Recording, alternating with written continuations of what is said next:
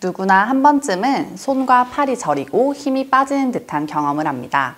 대부분은 일시적으로 혈액순환이 되지 않아서 그럴 거라고 가볍게 생각하는데요.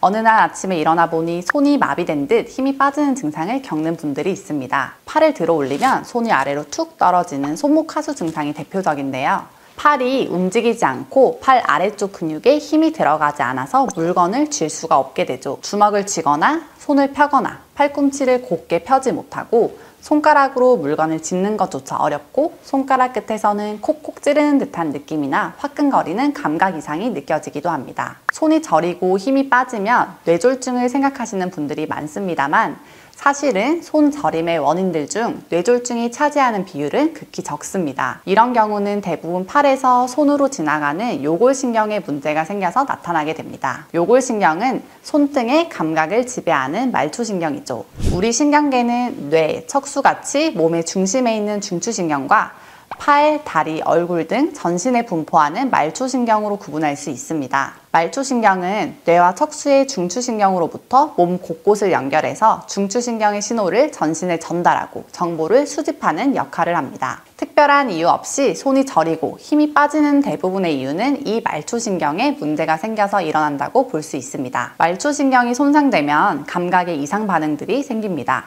통증이나 저리는 증상이 나타날 수도 있고 시리거나 화끈거리거나 콕콕 쑤시는 느낌, 그리고 따가운 느낌, 벌레가 기어가는 듯한 느낌이 생길 수 있고 피가 잘 안 통한다는 느낌이나 마취된 것처럼 둔한 감각을 느끼는 경우도 있습니다. 대부분 한두 번쯤은 느껴봤을 만한 감각 이상이지만 특정 부위에 이런 증상이 반복적으로 일어난다면 그 부위의 감각을 지배하는 신경의 이상을 의심해 볼 필요가 있습니다. 특히 요골신경병증은 팔과 손의 감각 장애 증상 때문에 목 디스크로 오해하는 경우가 많습니다. 목 디스크는 경추의 문제로 중추신경이 압박되어서 그 신호가 말초까지 전달되는 증상이고, 요골신경병증은 팔 아래쪽에 요골신경이 문제가 되어서 발생하는 것이기 때문에 차이가 뚜렷한데요. 요골신경은 목의 척추신경부터 시작해서 팔을 타고 손까지 내려오는 신경이기 때문에 이 신경이 지나가는 통로 중 어디든 문제가 발생하면 저림이나 마비 증상이 발생할 수 있습니다. 특별히 목 주위의 통증이나 이상을 동반하지 않거나 목을 움직일 때 감각의 변화가 없으면서 손의 특정 부위에만 감각 이상이 발생할 때, 혹은 손을 많이 쓰시거나 장시간 압박된 후에 저림이 발생했을 경우에는 목 디스크보다는 요골신경의 문제의 가능성이 높습니다. 그럼 이런 요골신경병증은 왜 생기는 걸까요?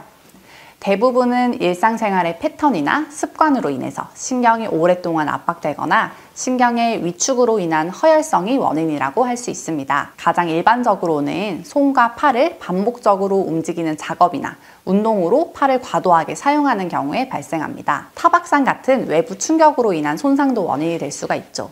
이 외에도 팔베개를 하고 잔 다음날 손과 팔이 저리고 힘이 떨어지는 증상이 나타나거나 소파나 바닥에서 팔을 압박하는 자세로 잠들었다가 팔이 마비된 듯이 움직여지지 않는 증상도 요골신경병증의 원인이 될 수가 있습니다. 무거운 시계를 오랫동안 착용하는 것도 급성 요골신경마비를 일으킬 수 있는 원인으로 지목되기도 합니다. 이렇게 신경의 압박이나 허혈로 인한 말초신경마비는 어느 날 갑자기 일어난 것은 아닙니다. 일상생활에서 손과 팔을 많이 사용하면서 피로와 스트레스가 쌓이면 퇴행화가 이루어지고 그와 더불어서 주변 구조물들의 변형으로 인한 말초신경의 압박 현상을 유발할 수 있습니다. 여기에 주변 연조직의 혈액 공급이 잘 되지 않는 허혈이 오랫동안 지속되다가 어느 날 갑자기 마비 증상이 나타나게 되는 거죠. 그럼 이런 마비 증상이 갑자기 나타났을 때는 어떻게 해야 할까요? 당황하지 마시고 즉시 치료를 받으시는 게 좋습니다. 요골신경은 말초신경이기 때문에 손상이 심하지 않고 그 손상의 원인이 제거가 되면 조금씩 재생이 되기 때문입니다. 침이나 부항으로 신경 주위의 압박을 해소하고